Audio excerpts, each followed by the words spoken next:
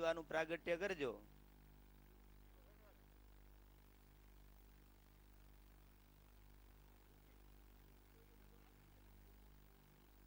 દીવો દીવો ભો દીપ બ્રહ્મ રૂપ ત્વમ ચાંધકારી વિનાશકમ ઇમમ મયા કૃતમ પૂજા ગૃહણાર્ચિત વિવર્ધય દીપ સ્થાપ દેવતાય નમ ગંધાક્ષ પુષ્પૈ સંપૂજ્ય નમસ્કારામ કુર્યાત.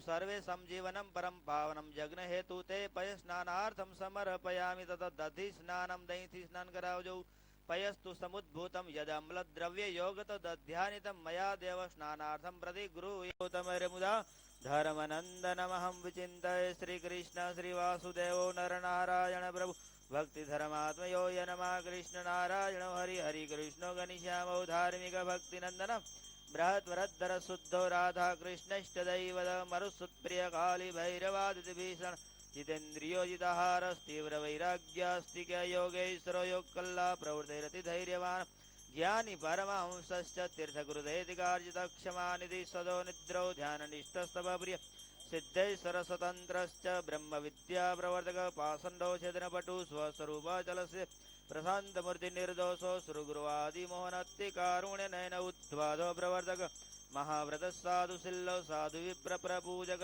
यज्ञपस्तोत्र साकार ब्रह्मवर्णन स्वामी नारायण स्वामी कालदोष निवारक सत्शास्त्र व्यसन सद्य समाधि स्थितिकारक कृष्ण रजा स्थापन कर कौलिरे गलिधारक प्रकाश रूपो निर्दम्ब सर्वजीविताव भक्ति संभोस्को आग्मी चतुर्वर्ग बलप्रद निर्मत्सरो भक्तवर्मा बुद्धिदादाति पावना बुद्धिरुद्ब्रह्मधाम दशकशपराय आस्मृतान् सत्कीर्ते श्रीसंस्कृतिमोचन उदार सहजानंद साध्वी धर्म प्रवर्तक कंदर बदर बदलनो वैष्णव दुगारक पंचायतन सन्मानो नैष्ठिक वत प्रोषक प्रगल्भो निष्पुर सत्य प्रतिघ्नो भक्तवत्सल रोषणो दीर्घदर्शी सरूढमी विजयक्षम निरहंकृतिरद्रो रुजु सर्वर्गारक नियामकश्चोपस्मस्ति त्रिवनिवान् गुरु अजात वैर निर्लोभो महापुरुषात्मखंडितार्थमर्यादो व्यासदंडकबोधक मनोनिग्रह युक्तिगनो यमदूत विमोचक पूर्णकाम सत्यवादी गुणग्राहिक तस्मै सदाचार प्रियतर पुण्य श्रवण कीर्तन सर्वमंगलम सद्रूप नाना गुण विचेष्टिताय नमः. ચોખ્ખા જળથી સ્નાન કરાવીને ભગવાનને લઈ લો. મુરજીભાઈ આ ઉપર સ્થાપન છે ને એમાં એમાં સોપારી બધે પધરાવી દો જેટલા ખાના છે એટલામાં. પછી એક એક એલચીનો દાણો મૂકી દેજો, લવિંગ મૂકી દેજો, એક એક સિક્કો મૂકી દેજો. વિષ્ણુના સ્થાપન ઉપર ને ગણપતિના સ્થાપન ઉપર બે ઉપર.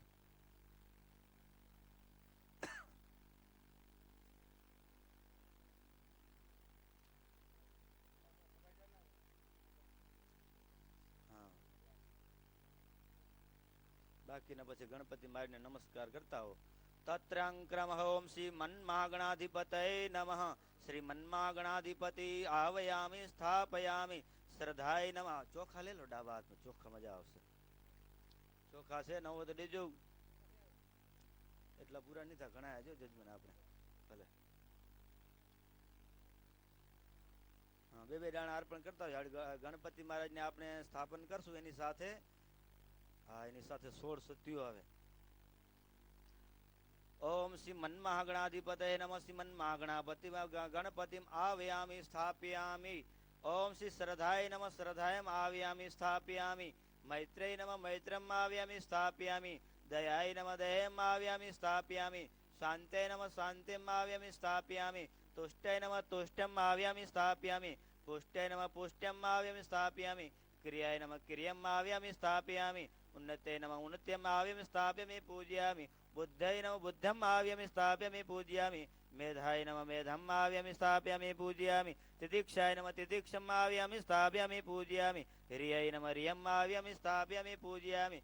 श्रियै नमः श्रियम् आव्यामि स्थापयामि पूजयामि मूर्त्यै नमः मूर्त्यम् आव्यामि स्थापयामि पूजयामि जयाय नमः जयम् आव्यामि स्थापयामि पूजयामि ललिताय नमः ललितम् आव्यामि स्थापयामि पूजयामि कुलदेवताय नमः कुलदेवतम् आव्यामि स्थापयामि पूजयामि इति आवाय प्रतिष्ठां कुर्यात् प्रतिष्ठं सर्वदेवानां मित्रवरुणा निर्मितं प्रतिष्ठं ते कारमयोत्र मंडले देवतैः सह अथ विष्णु स्थापनम હવે વિષ્ણુના સ્થાપન ઉપર વિષ્ણુના અંગભૂત દેવતાઓ છે એનું બધું સ્થાપન કરીએ ચોખા લઈ લેજો આમ तत्रादौ मध्ये ओम श्री हरिकृष्णाय नमः हरिकृष्णम् आव्यामि स्थापयामि ओम श्री कृष्णाय नमः कृष्णम् आव्यामि स्थापयामि वाम भागे राधिकाय नमः राधिकाम् आव्यामि स्थापयामि ओम नारायणाय नमः नारायणम् आव्यामि स्थापयामि ततः पुष्टे संकर्षणाय नमः संकर्षणम् आव्यामि स्थापयामि पूजयामि प्रद्युम्नाय नमः प्रद्युम्न आव्यामि स्थापयामि पूजयामि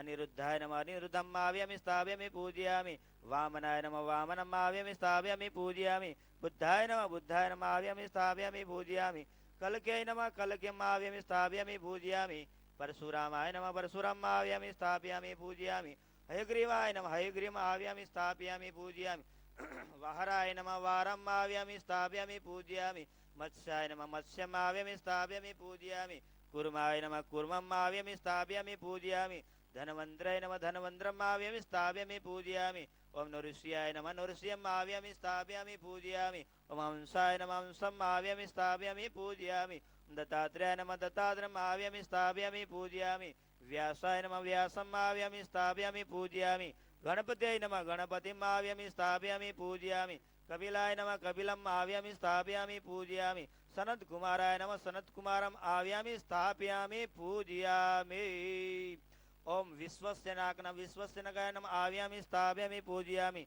गरुडाय नमः गरुडम् आव्यामि स्थापयामि पूजयामि प्रबलाय नमः प्रबलम् आव्यामि स्थापयामि बलाय नमः बलम् आव्यामि स्थापयामि ओम कुमुदाय नमः कुमुदम् आव्यामि स्थापयामि पूजयामि ओम कुमुदाक्षाय नमः कुमुदाक्षम् आव्यामि स्थापयामि पूजयामि विजयाय नमः विजयम् आव्यामि स्थापयामि पूजयामि जयाय नमः जयम् आव्यामि स्थापयामि पूजयामि जयन्त्याय नमः जयन्त्यम् आव्यामि स्थापयामि पूजयामि श्रुतदेवताय नमः श्रुतदेवतम् आव्यामि स्थापयामि पूजयामि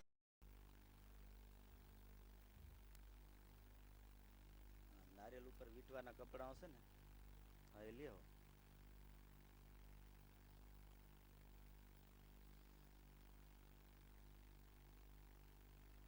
बे लिया हो बे नारियल लेता आवजो આવી જાય બસ નારિયેલ ઉપર ખોબા નાડું વીટાવી દો હા સહી સામે સામે બે કટકા દો જરા ખોબા નાડા ના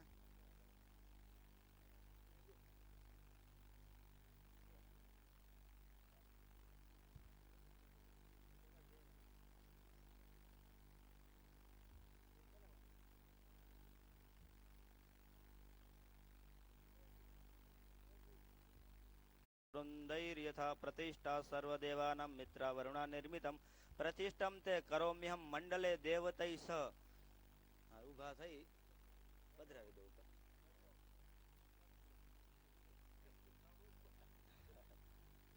ઉભા કાર ને પડકે વાળાને દો ને હા વાંધો હા એ પેલો કળશ પેલી બાજુ આ અહીંયા બરાબર પધરાવો વચ્ચો વચ્ચે गणपति महाराजनी जय स्वामीनारायण श्री भक्ति धर्मात्मजाय ओम श्री अजन्मने श्री कृष्णाय श्री नारायणाय श्री हरये श्री हरि कृष्णाय श्री घनश्यामाय श्री धार्मिकाय श्री भक्तिनंदनाय श्री बृहत्वरद्धराय श्री शुद्धाय श्री राधा कृष्ण इष्ट देवताय श्री मरुसुत्प्रियाय श्री काली भैरवादि भीषणाय जितेन्द्रियाय जिताराय तीव्र वैराग्याय आस्तिकाय योगेश्वराय योग कला प्रवर्तये ती अतिधैर्यवते ज्ञानीने सवड़े आटे प्रदक्षिणा लेता आवे पहला पगथियाथी नीचे उतरी અને આરતી માટે તૈયારી કરતા આવે આમ પ્રદક્ષિણા આમ થાય પણ આપણે સવડું આમ થશે એટલે નીકળતા વાંધો નહીં હરિ ઓમ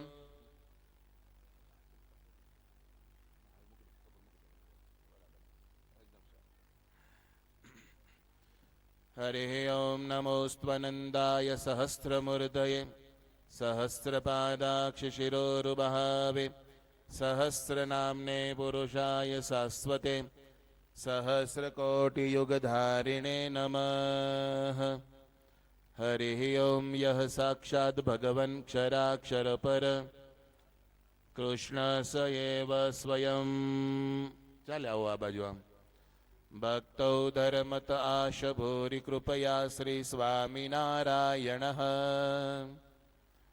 માનુષ્યં ભુવિનાટયન નિજ જનાચાર્યત્વધર્મે સ્થિત કૃષ્ણં પ્રાહ પરોક્ષવન્નતુ તતોऽન્યસોऽસ્તિ યત્સ સ્વયં. હરિઃ ॐ कस्तूरीतिलकं ललाटपटले वक्षस्थले कौस्तुभं नाशाग्रैवरमौक्तिकं करतले वेणुं करे कङ्कणं सर्वाङ्गे हरिचन्दनं सुललितं कण्ठे च मुक्तावलिं गोपस्त्रीपरिवेष्टितो विजयते गोपालचूडामणि. हरिः ॐ पातुं धर्ममधर्ममुत्खनयितुं श्रीभक्तिधर्माङ्गतो जातायोतरकोशलेषु दयया सर्वश्वरेशाय च तृप्तिं वाक्यसुधारसैद्विदधते नैजैर्निजानां मुहुः. तस्मै श्रीहरये नमोऽस्तु सहजानन्दाय सहजानन्दाय सद्वर्णिने.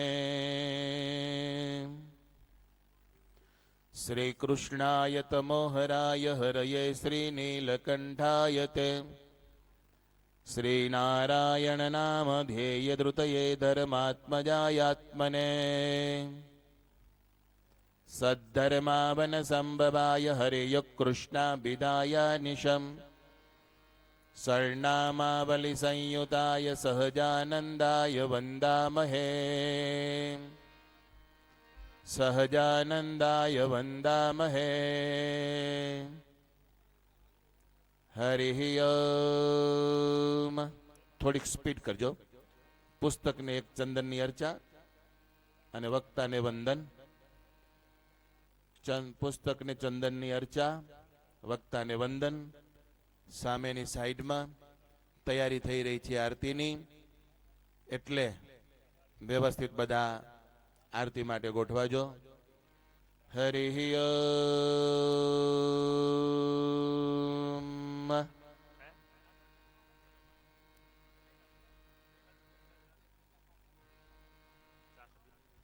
यं ब्रह्मा वरुणेन्द्र रुद्रमरुतस्तुन्वन्ति दिव्यैस्तवैर् वेदैः साङ्गपदक्रमोपनिषदैर्गायन्ति यं शामगा ध्यानावस्थिततद्गतेन मनसा पश्यन्ति यं योगिनो यस्यान्तं न विदुः सुरासुरगणान् देवाय तस्मै नमः. હરિ ઓમ. પહેલો દિવસ છે એટલે બધા પૂજન કરશે. દરરોજનો કોઈ પ્રશ્ન નથી. બધા એની શ્રદ્ધા હોય. આપણી શ્રદ્ધા મુજબ શાસ્ત્ર પૂજન, વક્તાને વંદન એ યોગ્ય જ છે. એક પછી એક આગળ વધતા જાજો. જન્માદ્યસ્ય યતન્વયાદિતરતશ્ચાર્થે સ્વવિઘ્નસ્વરાટ तेने ब्रह्मरुदाय आदिकवये मुह्यन्ति यत्सूरय तेजो वारिमृदं यथा विनिमयो यत्र त्रिसर्गो मृषा धाम्ना स्वेन सदा निरस्तकुहकं सत्यं परं धीमहि सत्यं परं धीमहि. हरिः ओम. अशितिगिरिसमं स्यात् कज्जलं सिन्धुपात्रे सुरतरुवर्षाकाले किनिपत्रमूर्वि लिखति यदि गृहीत्वा शारदा सर्वकालं तदपि तव गुणानां ऐशपारं नयाति। पधारेला संतो आरती में जोड़ाશે। બધા જ સંતો વચ્ચે વચ્ચે હરિભક્તોની પંક્તિમાં ગોઠવાઈ જાય। લગભગ અહીં પૂજન પૂર્ણ થવા આવ્યું છે ત્યારે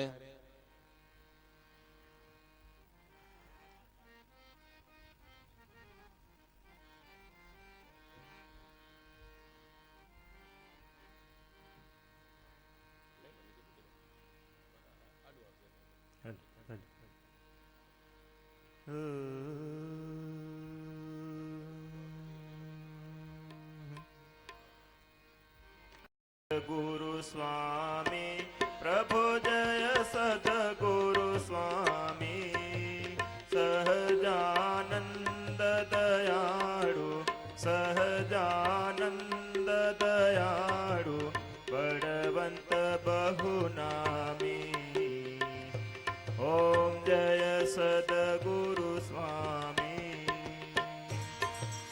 चरण सरोज तमारा वंदो कर जोड़ी प्रभु वंदो कर जोड़ी चरणे से सदराथी चरणे सी सदराथी दुख नाख्या तोड़ी ओम जय सद्गुरु स्वामी नारायण नर भ्राता द्विज कुल तनु धारे प्रभु द्विज कुल तनु धारे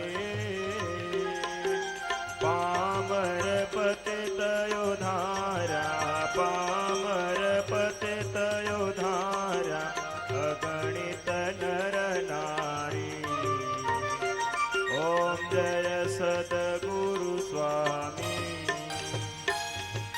नित्य नित्य नौतम लीला करताय विनाशे प्रभु करताय विनाशे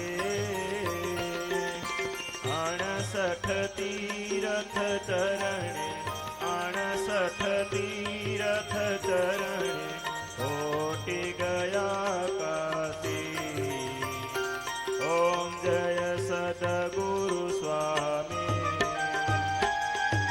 पुरुषोत्तम प्रगटनो जय दर्शन करसे प्रभु जय दर्शन करसे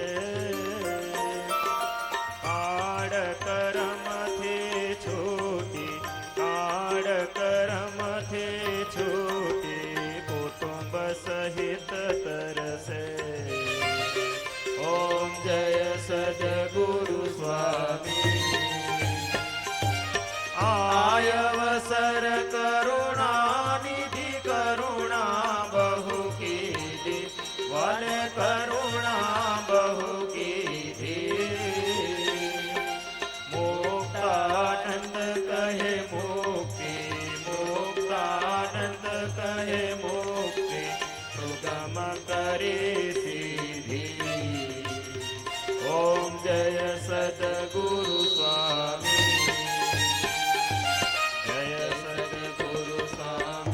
प्रभु जय सद्गुरु स्वामी सहजानंद दयाळु सहजानंद दयाळु बड़वंत बहुनामी ओम जय सद्गुरु स्वामी प्रभु जय सद्गुरु स्वामी प्रभु जय सद्गुरु स्वामी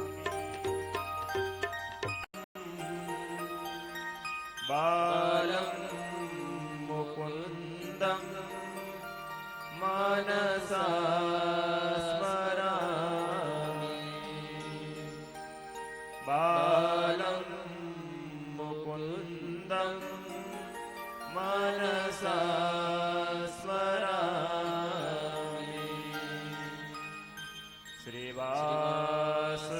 श्रीवासुदेव विमला मृतधामवासम्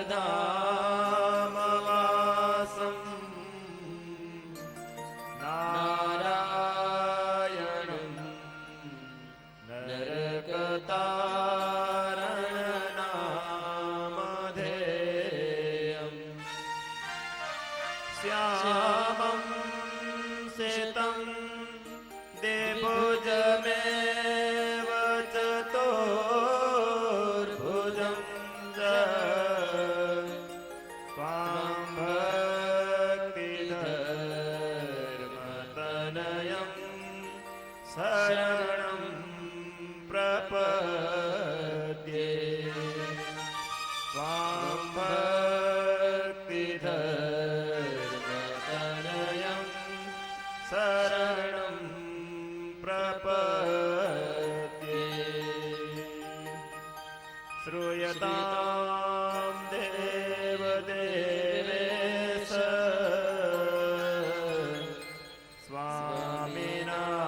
स्वामिनारायण प्रभो त्वदीयेन वधानेन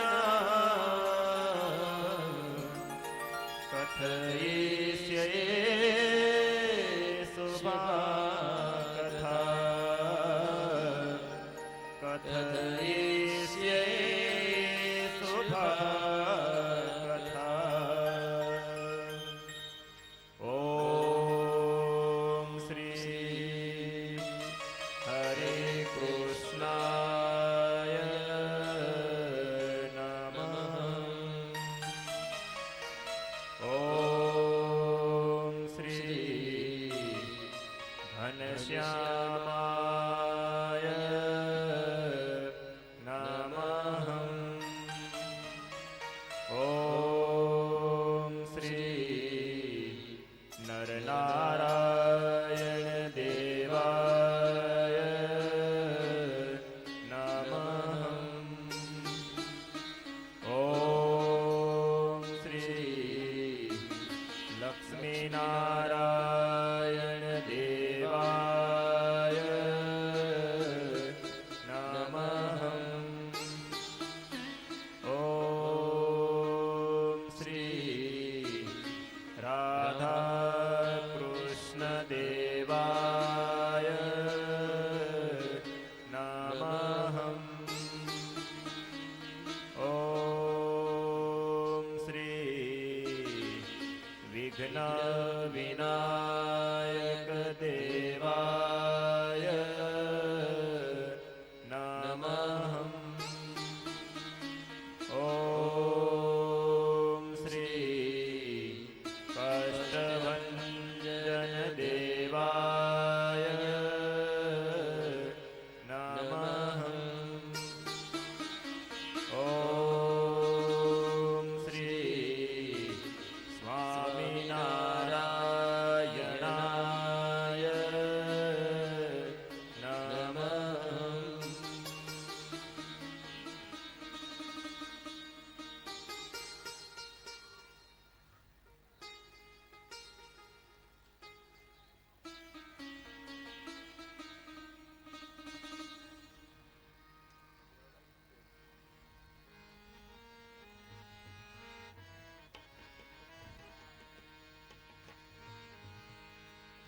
સ્વામિનારાયણ નારાયણ નારાયણ સ્વામિનારાયણ